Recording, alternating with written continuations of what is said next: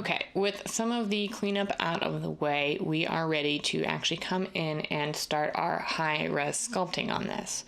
So colors have changed just because I renamed these into something a little bit more appropriate for the level we are at now. So let's go ahead and start our high-res by adding in our multi-resolution modifier and giving it a couple of subdivisions. So I'm just giving this one more once over to make sure there's no pinching or strange areas of topology, and this looks pretty good. So let's move forward with the actual sculpting phase. So let's select our body here and come into sculpt mode. And the first thing I'm noticing is that I'm actually not really liking the shape of these brows. So I want to change them a little bit. So when making sort of larger scale changes like this, you always want to come down to your lowest level of subdivision because it's going to give you a smoother result than if you try to do it at a high level of subdivision. So I'm going to come in with the grab brush here, and I'm just going to increase my brush size, and I want to give it just a sort of a different shape. Oh, let's Control Z to undo that because we forgot to turn on symmetry. So make sure that we're turning on symmetry here so we don't accidentally lose a bunch of our work. However, if you have accidentally, moved things around without symmetry, you can come in and click this symmetrize button here, which will look at one half of your mesh and copy it over to the other half. So you just have to know which direction is positive and negative for this setting here. So our character is facing the front, which we know because if we come into front orthographic, our character is facing us. So you have to think of these grid lines as sort of a Cartesian coordinate system. So this is your X direction, and on a number line, this would be 0, this would be all negative numbers, and this would be all positive numbers. So when we are symmetrizing from negative X to positive X, we are looking at this half here and copying it over to this half here. So if I had, for example, moved my right half here to start giving it a different sort of arch in the brow,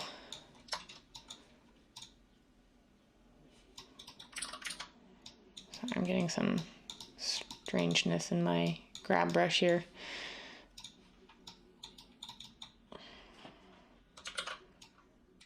I have accidentally switched to the pinch brush, no wonder. So let's say I, started to fix the shape of this eye here into something that I wanted, and I realized afterwards that I had forgot to turn on symmetry. Well, if it's too far to Control Z to undo that, all is not lost. All we have to do is come into our active tool settings and come down to symmetrize here, choose positive X to X. I believe we have to be on the lowest level of subdivision for this to work. And let's hit symmetrize, and you can see that this half now snaps properly. So you may get some issues with this if you are using the multi-res modifier at a higher level, so it's best just to avoid it by turning this on to begin with. But just in case that happens, you know how to fix it now. So I just want to give this arch sort of a different curve because he was looking a little bit angry, and I want him to look a little bit more friendly.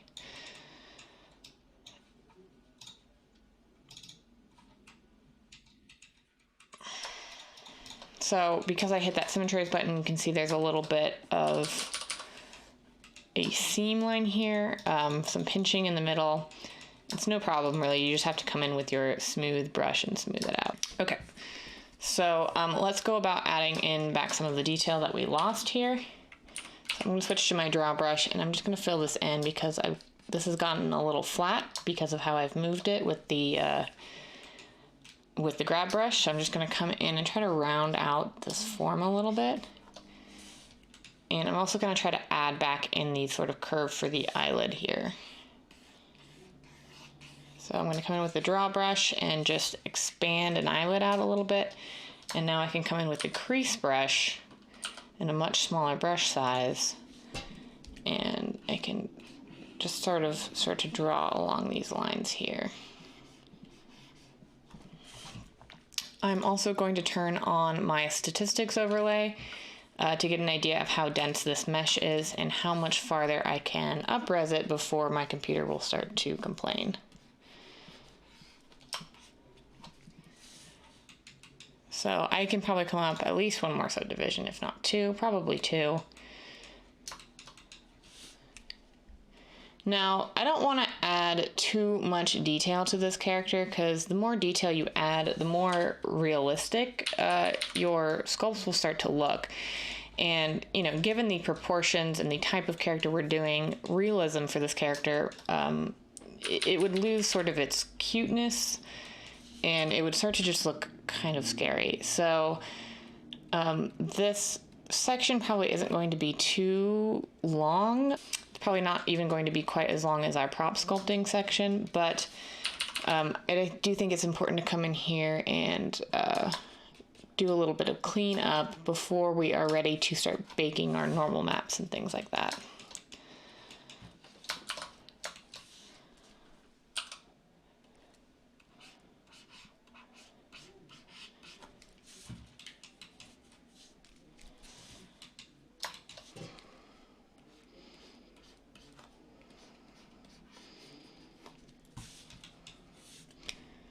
Gonna add a little definition around the face here for the sort of mask.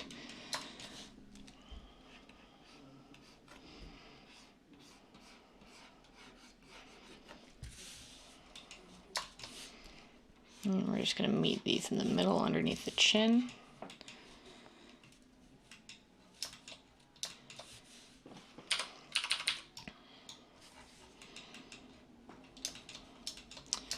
Probably just going to come over the nostrils with the draw brush, holding control for the inside, and then accentuating the outsides just a little bit, again with the draw brush.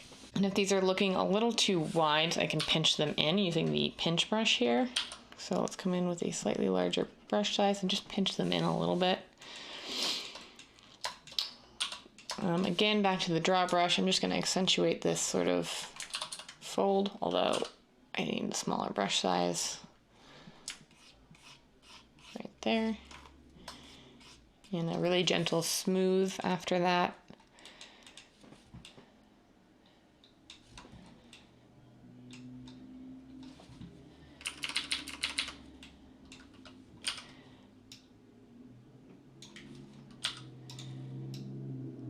I want to bring the eyes just a little bit closer together. Now the eye meshes won't move with this, obviously, because they're separate meshes, but I can just temporarily disable them and bring these a little bit closer together. And then I can pop out of sculpt mode into object mode. And because I still have my mirror modifier in here, as long as I tab into edit mode, I can now move these in. And they should move correctly. It's a little bit better. So let's return to sculpt mode on our main body mesh here.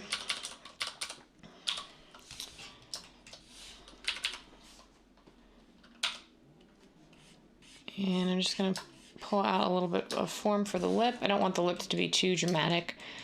Otherwise, he'll lose his sort of animal look to him. And I need to come in here to the ears. Let's just smooth these points out a little bit. And then same thing with the ears. I don't want to add like a crazy amount of detail because it's going to not look as cartoony as soon as I start to add more detail in. But maybe just like a little spiral on the inside of the ear.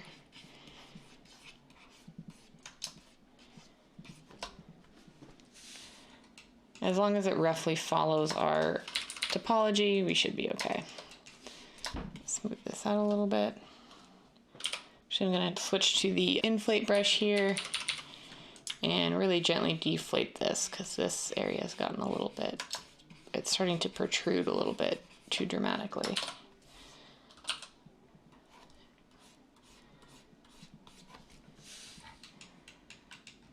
Okay, I also want to come around with the crease brush and just crease in this section here where the ear meets the head.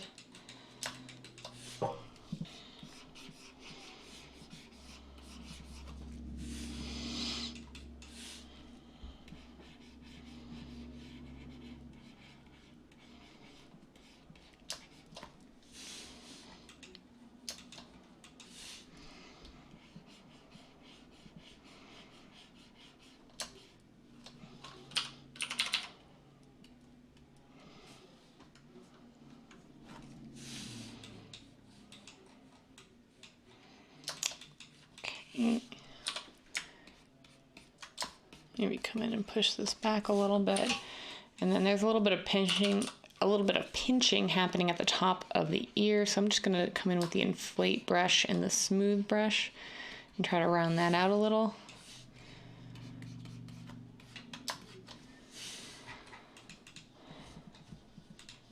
And I think even pushing these brows back in, at least on the outer corner, maybe even using the deflate brush a little on them.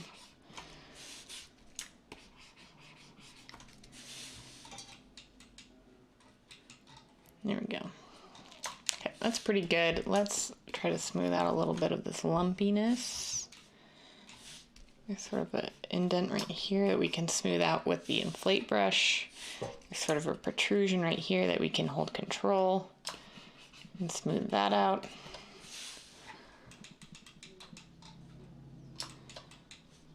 Okay. Now I've lost a little bit of the crease here because I was not diligent and I did not mask it out before I started to sculpt around the ear, but it's no big deal. I can just come in with the crease and go over those lines again.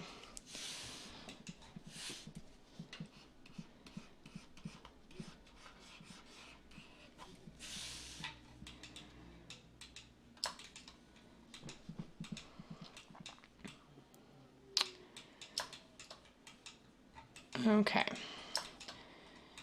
I need to come in here and accentuate this area a little bit with a crease. Pretty much anywhere where you had creases in your original sculpt, you're gonna have to come back over them using this methodology of sculpting in dynamic topology and then retopologizing and then coming in to add that form back in. You're gonna, anywhere that was creased is pretty much gonna be an area where you're gonna have to go over again.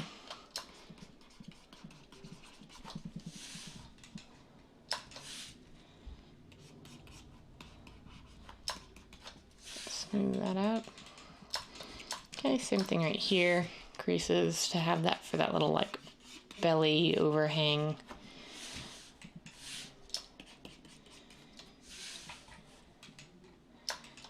And smoothing that out.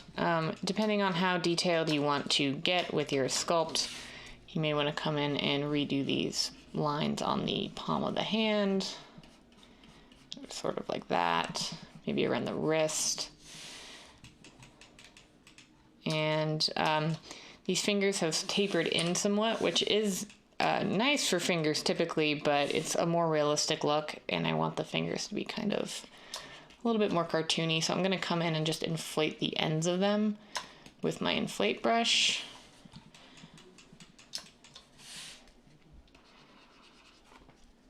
And in fact, this entire middle finger could stand to be inflated a little bit more.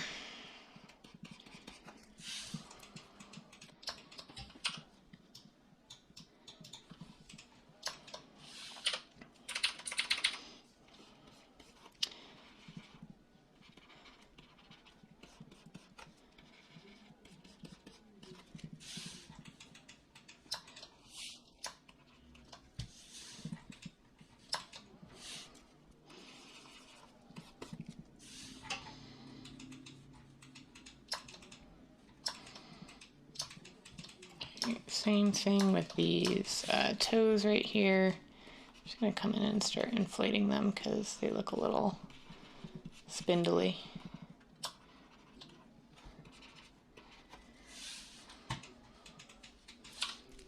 And maybe draw over the knuckles a little bit to give them a little bit more form. And then it's really up to you whether you want to get into the details under like the bottom of the foot. I'll just throw in a quick couple of lines, but I'm not going to go crazy with it.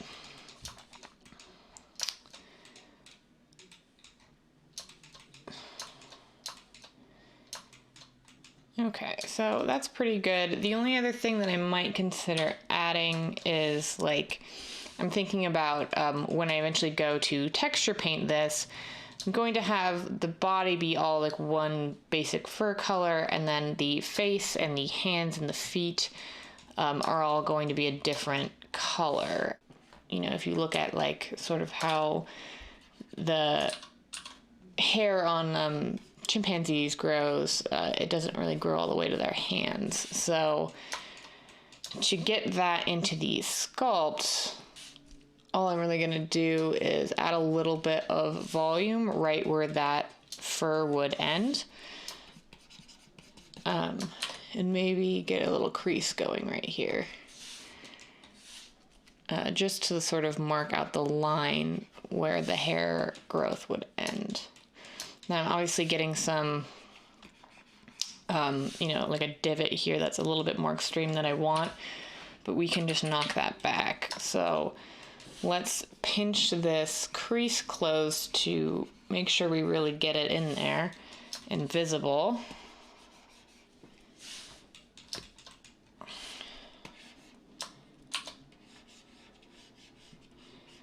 Let's crease all the way around the hand here.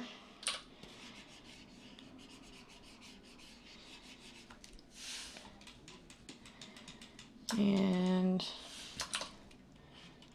let's go around the thumb to about here. I know I'm majorly deforming my mesh by doing this, but don't worry, we're going to come back and fix it. Actually, this is going to come more from here this way and come around like that. Pinch it together to tighten that up. And then we need to make the crease from here come around the palm.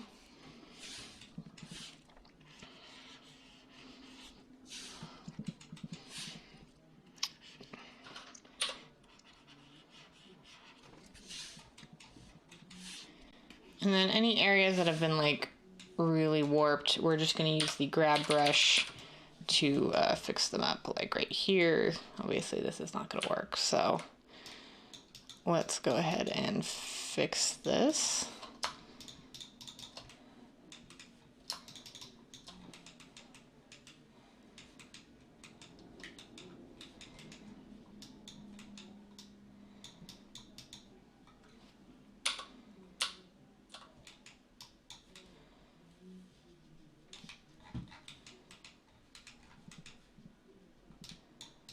Just trying to find an angle in which I can really see the issues that I'm having.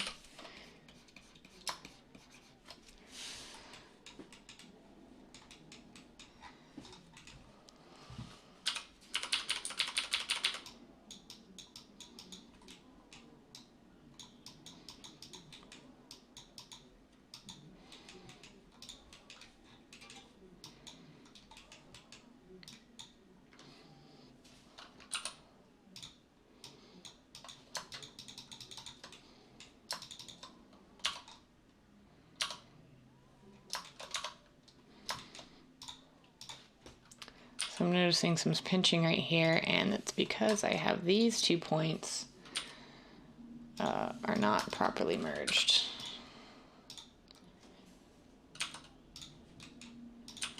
And these are kind of not placed evenly enough. So that's kind of the nice thing about using the multi-res is I can come into edit mode and fix my topology and pop back into sculpt mode. And you saw that there were in fact some artifacts there, but a quick tap with the smooth brush and that problem was solved.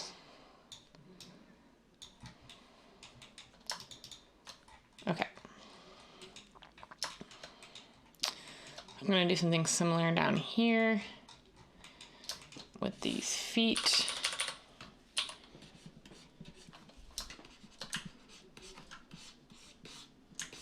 And just kind of generally fixing the shape of them while I'm at it.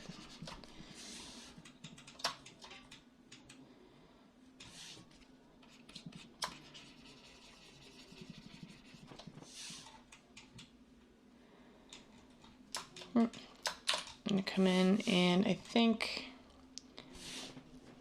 that the line should be somewhat like this, and across, and around.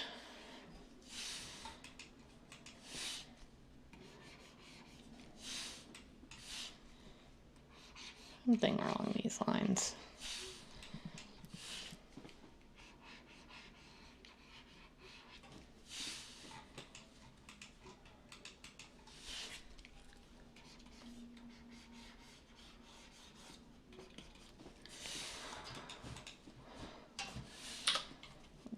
to the pinch and get this really in there.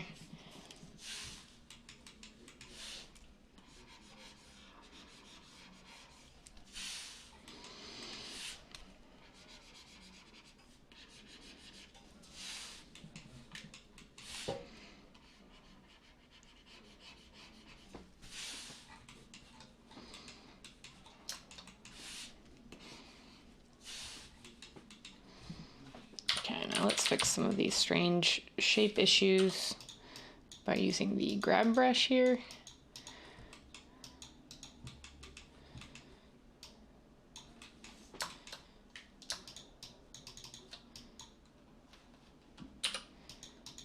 And inflating sort of at the base here and smoothing it back in. Grabbing it, moving it, just basically repeating all these steps until you have a shape that you are happy with.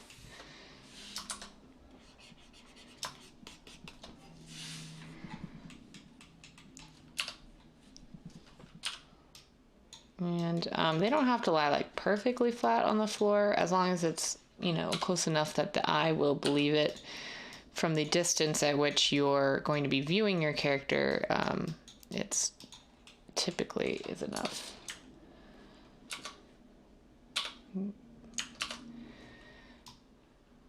Okay, just gonna push these down just so that they look like they're resting flat. Okay, I mean, if you think about it, we're really only going to be viewing this character from a distance of, I don't know, maybe there. So, yeah. Typically when you're working on any type of asset, but especially this is true to environment art, you never really want to work on an asset at a closer view distance than the camera will really see in game, because you end up putting a lot of unnecessary detail into it that won't even be visible to your players. So if you do have to get up close to do something, that's fine, but you always want to kind of keep your camera distance at the view distance that it will be seen in. Pinching right here, I'm just going to take the smooth brush and smooth that out. Okay, so obviously for production you might want to spend, you know, a lot more time really nailing the forms down, but for the purposes of this course, I think we're good on the sculpting here. As I said, I was going to keep it very simplistic in our style here. For the sake of time mostly. So that is going to conclude our high resolution sculpting at this point. So when we come back, we are going to UV unwrap our low poly model. We're going to bake all our maps and get started in texture painting.